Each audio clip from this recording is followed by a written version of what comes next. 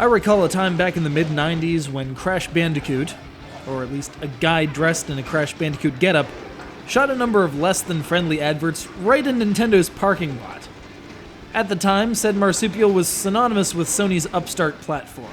How strange was it then, just 5 years later, to see said marsupial on the GameCube in the Wrath of Cortex?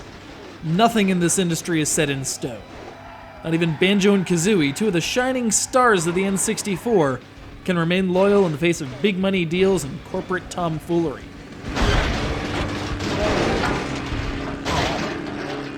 And thus Rare turned the tomfoolery back on itself, crafting an alarmingly postmodern reinterpretation of the hallowed Collectathon. Our heroes are depicted, having taken the decades since their creation rather harshly, having succumbed to morbid obesity at the hands of pizza and video games. Can you blame them? Anyway, this same witch from their old games comes back to torment them, and just as they're about to get into a scrum, this dude shows up looking like a self-important game of Pong. He introduces himself as the Lord of Games, and proceeds to regulate by pitting the opponents in a race to collect crap.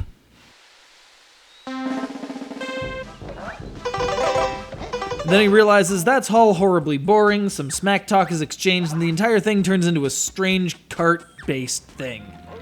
It's the kind of thing some cynical webcomic artist would come up with, but this actually happened.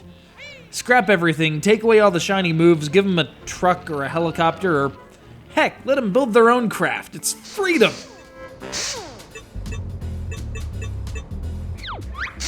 Well, call it what you will.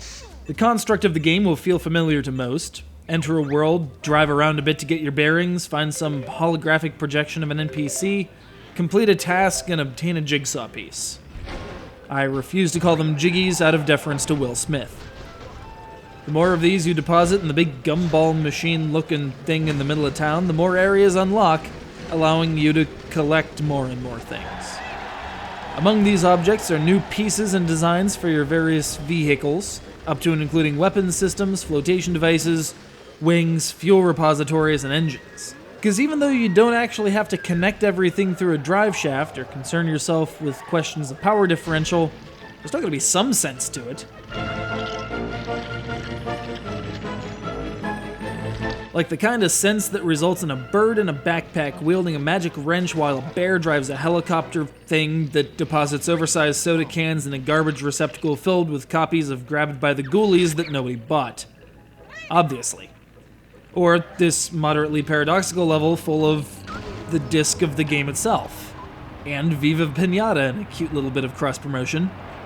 However, no amount of sly winks and backhanded references can compensate for the fact that while the platforming physics are comfortable enough, the actual handling of these craft leaves much to be desired.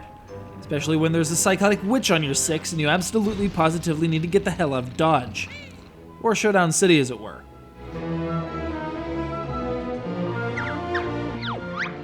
Nuts and Bolts doesn't really get down to its namesake, as some might have hoped for in the HD debut of a couple long dormant superstars.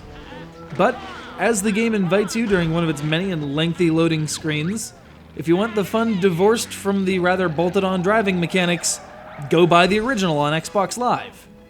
It's a rather cynical take, but isn't that what you people like? Unabashed cynicism? I thought so.